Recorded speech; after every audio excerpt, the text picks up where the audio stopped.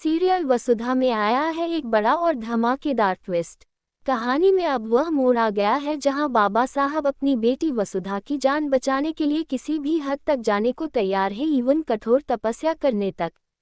जैसे ही बाबा साहब वसुधा को गोद में उठाकर मंदिर की ओर ले जा रहे होते हैं, तभी अचानक उन्हें चक्कर आ जाता है और वे गिर जाते हैं। लेकिन सही समय पर देव आकर वसुधा को संभाल लेता है और कहता है, बाबा साहब, अब मैं आपकी तपस्या पूरी करूंगा।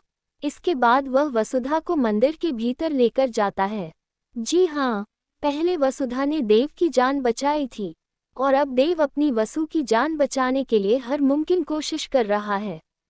आगे क्या हुआ? पंडित जी हनुमंत बाबा साहब को बताते हैं कि एक ही उपाय है जिससे वसुधा की जान बच सकती है, एक कठिन तपस्या। लेकिन साथ ही ये भी चेतावनी देते हैं कि अगर ये तपस्या अधूरी रह गई तो परिणाम बेहद गंभीर हो सकते हैं, इवन प्राण संकट तक। हनुमंत बिना कुछ सोचे कहते हैं, मैं अपनी बेटी के लिए कुछ भी कर सकता हूँ। इसके बाद शुरू होती है तपस्या।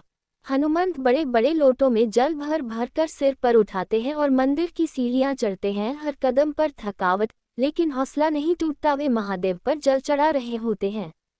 वसुधा मंदिर के बाहर खड़ी सब देख रही होती है।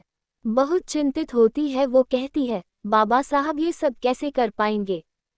हनुमंत जवाब देते हैं, मैं सब कर लूंगा, बस जब तक मैं ना कहूँ तू मंदिर के अंदर मत आना। जब हनुमंत अपनी पूरी तपस्या पूरी कर लेते हैं और वसुधा को मंदिर के भीतर ले जाने लगते हैं, उसी वक्त उनकी तबीयत फिर से बिगड़ जाती है। वो गिरने ही वाले होते हैं और वसुधा भी। लेकिन एक बार फिर देव आता है और वसुधा को संभाल लेता है। वह उसे मंदिर के अंदर ले जाकर व्रत को पूरा करता है। अब सवाल ये है, क्या देव की ये कोशिश वसुधा की जान बचा पाएगी? क्योंकि ये व्रत तो हनुमंत को पूरा करना था। क्या अब इसका असर होगा? तो बताएं दोस्तों, आप कितने एक्साइटेड हैं आने वाले इस इमोशनल ट्विस्ट के लिए? अपनी राय हमें कमेंट बॉक्स में ज़रूर बताएं।